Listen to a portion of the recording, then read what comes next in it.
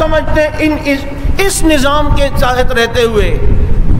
آج آپ کہتے ہیں جی عمران خان بڑا اچھا تھا، اس نے جناب زرداری کو بھی پکڑنا تھا، نواز شریف چوروں کو نکالنا تھا، ان سے مال نکالنا تھا۔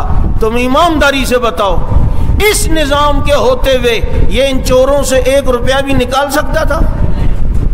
یہ ایسا ہی ہے جیسے کٹے سے دودھ نکالنے کی کوشش کی جائے۔ یہ تو بات ہی نہیں ہے، وہ تو ایسا ہی ہے جیسے کوئی مقابلے میں کہ کسی نے اپنے باپ کا دودھ پیا ہے تو آئے میرے مقابلے میں۔ بابا یہ ممکن ہی نہیں ہے۔ کیوں؟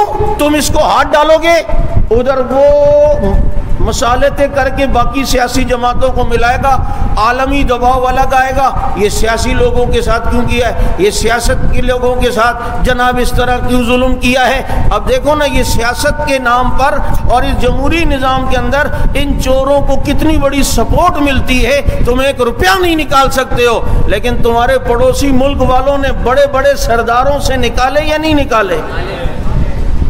کہاں ہے پنشیر کا بدماش؟ کہاں ہے بامیان کے بدماش؟ کہاں ہے آپ کے کابل کے بھتہ خور؟ کہاں گئے آپ کے جناب اسپین بولدک اور اسی طرح قندھار کے بڑے بڑے بدماش؟ تم اس نظام کے تحت ان سے کچھ لے نہیں سکتے تھے، لیکن وہ صدیقی نظام کے تحت جب آئے ہیں سب سے نکال کے دکھایا بھی ہے۔ اور بتایا زیادہ کسی نے پی پاں کی تو اس کی ٹی ٹاں ہو جائے گی۔ یہ ہے اسلامی نظام کی برکات۔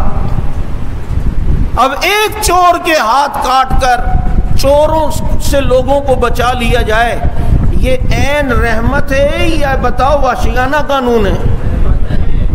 یہ رحمت ہمیں سمجھ نہیں آ رہی۔